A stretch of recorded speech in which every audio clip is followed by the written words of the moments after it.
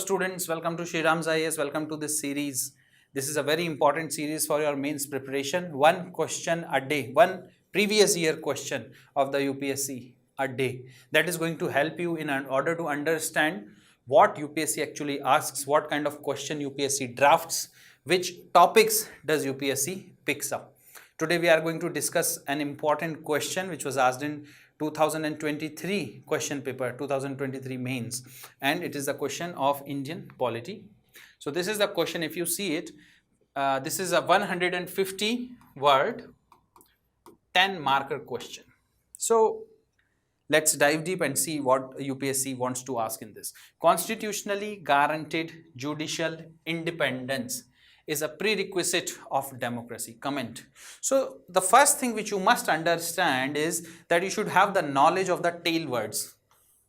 They are called as tail words when they are asked at the last, और जब सबसे पहले लिखे रहते हैं, so they are called as directives. ये terminology हमने ही दे दी है, but it is very easy for you to understand the tail words and the directives. If you know the differences between different tail words, it's very good for you. For example, comment.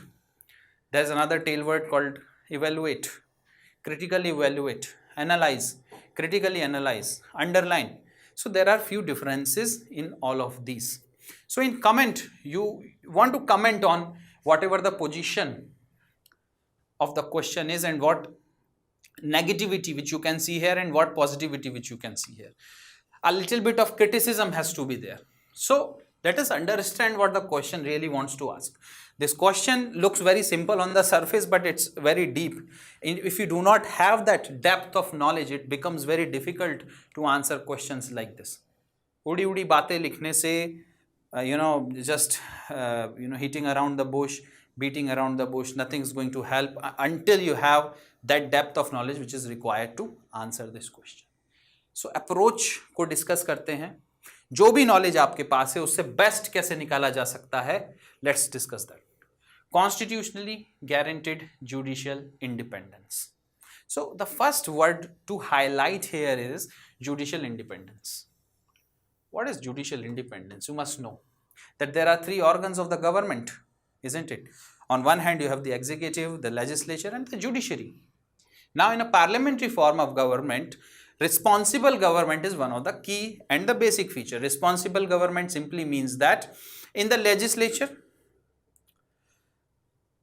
whichever party or the coalition of party forms the majority will form the government, will form the executive.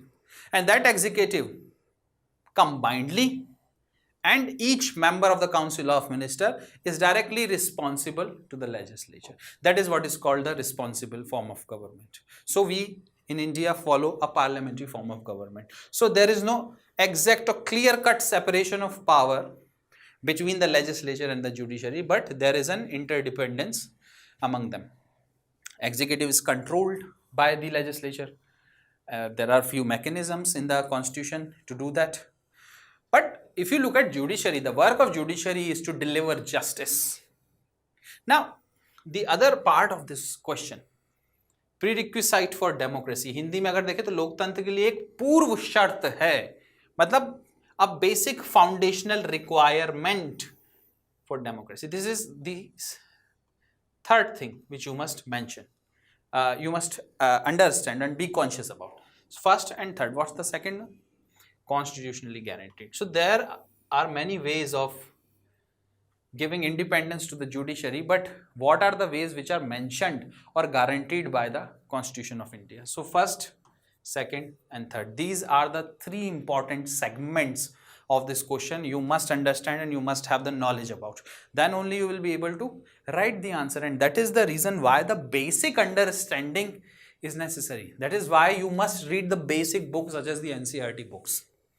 एक बार आपको constitutional philosophy समझ में आई, मैं ये नहीं कह रहा हूं पॉलिटिकल फिलॉसफी पढ़ो, but how the constitution works, how the parliamentary system works, how the courts in India, integrated judiciary works, and how these things are correlated with each other. अगर ये बेसिक फाउंडेशनल नॉलेज आपको आ गई, so these question will be, you will fetch 6 marks, 7 marks out of 10. Basic knowledge is very much required. So what are the constitutionally guaranteed judicial independence? Let's list them. अब आप constitutional guarantee देखो तो भाई दो तरह से हो सकती हैं. सबसे पहले तो जज सेंट्रिक हो सकती हैं और दूसरी जुडिशरी एज एन इंस्टीट्यूशन या कोर्ट सेंट्रिक हो सकती है.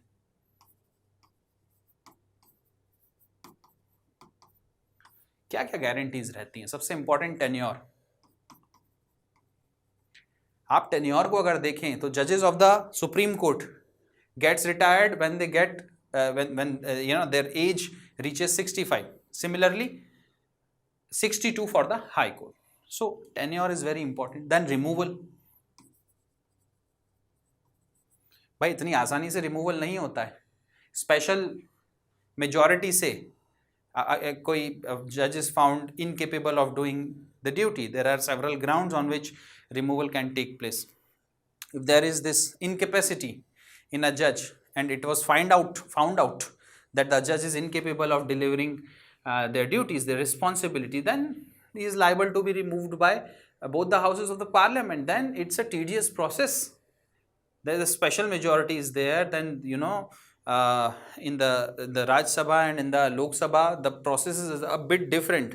There has to be proposer, at least 50 who are going to sign the motion and then present it to the chairman of the Raj Sabha. There have to be 100 proposers in the matter when the motion has to be accepted in the Lok Sabha.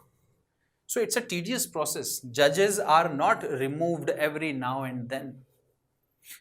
Okay. Now the third thing, salary and allowances.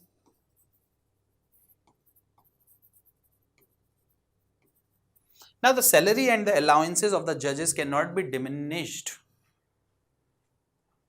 When they are sitting in the position of judges, these salary and allowances are not diminished because nobody can affect them in any which way. If the government wants to affect the judges, what the government can do? Give less salaries to them, reduce the allowances given to them, but that cannot be done. That's not possible. Then the conduct of the judges.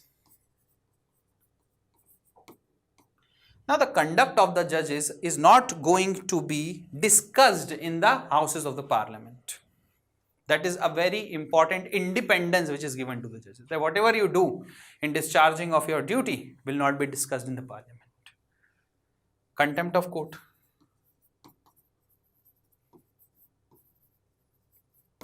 There is civil contempt, there is criminal contempt. So what does all these things say? And there is this court centric thing also, the expenditure. The expenditure of the Supreme Court, High Court, all this is charged on the consolidated fund of India. The salary allowances, the other expenditures, they all are charged on consolidated fund of India. That simply means salary allowances, expenditure of the Supreme Court, High Court, they are not voted by the parliament.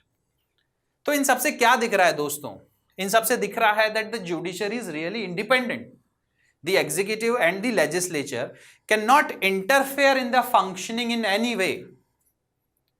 अगर executive या फिर legislature किसी भी तरह से जजेस के salary को, रिमूवल को, टेन्योर को, कंडक्ट को, कंटेम्प्ट ऑफ कोर्ट, किसी भी तरह से इन सारी चीज़ों को अगर इंटरफेयर कर सकते, इन सारी चीज़ों पे किसी ना किसी तरह से कंट्रोल अगर होता एग्जीक्यूटिव का, लेजिस्लेचर का, तो इंडिपेंडेंस हो पाती क्या जुडिशरी की? It would not have been possible. So this judicial independence is constitutionally guaranteed by these provisions. सबसे पहले तो ये जानना जरूरी है इस क्वेश्चन को सॉल्व करने के लिए. And this is the body we are trying to make here. We are also going to discuss about the introduction and the conclusion, but let's focus on the body first. If you know how to write the body, you can very well write the introduction and the conclusion. First thing is, the body must be framed in your mind. Now, look at this thing. Prerequisite to the democracy. How? Why? Independence of judiciary is prerequisite to the democracy. Why? Because it delivers justice. Justice. Second thing, it restores the fundamental right. So it has the power of writs. to issue writs. Third thing, the Supreme Court solves the differences or disputes between the center and the state, and these between two different states. So it maintains the balance in the federal system, isn't it? So look at these things. They're very, very, very important. Justice delivery is very important. Restoration of the fundamental right of the people, very, very important. Then creating balance between different organs, creating balance between state, center and state, their powers in a federal polity, that is very, very important. So these are the functioning, and because of this there will be rule of law, and this rule of law directly leads to a better democratic process. So democracy is directly affected by the rule of law, and this rule of law will not be there until there is the balance where one organ of the government does not interfere in the other, where one central government does not interfere in the state governments, where the court have the power to issue writs when the fundamental right of the citizens are infringed or violated, where the court delivers justice. There are many mechanisms, public interest litigation, special leave petition, many mechanisms are there. Doing complete justice under Article 142 of the Constitution. So justice can be delivered in many ways. Special leave petition. So I hope you are getting it. These are the three important parts of the question. Now, if you know the body, you can very well write the introduction and the conclusion as we have discussed. So what can be the introduction here? Now, looking at this question, you can pick up the words, whichever word you like. Now it is very important, if you see, to look and remember the preamble of the Indian Constitution. There is a nature, republican form of the government has to be there. India is a republican country, democratic country, socialist, secular country, isn't it? Now in order to maintain that nature of the state, in order to fulfill the aspirations of justice, equality, liberty, fraternity, it is important for the judiciary to be independent, and it is more important that Constitution guarantees that independence. That is something which you can write in the introduction. You can mention about the nature of state. You can mention about the aspirations of the people. Equality, liberty, fraternity is there. Justice is there. In order to maintain justice, independent judiciary is required. In order to maintain the secular nature, the socialist nature of the society, of the country, judiciary, independent judiciary is very much required. Because you can also mention the concept of constitutionalism here.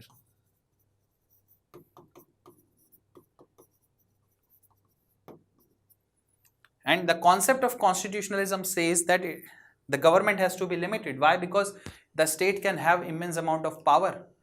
Now, which body restricts the power? It is judiciary, and until the judiciary is independent, means the legislature or the executive does not interfere in its working, then only your rights will be restored, then only your fundamental rights will be protected, then only justice delivery can be done. So those are important things which you can write in introduction. Now conclusion. Conclusion has always to be broader. You have to show a bigger picture. In that bigger picture, you can write that, judicial review, for example.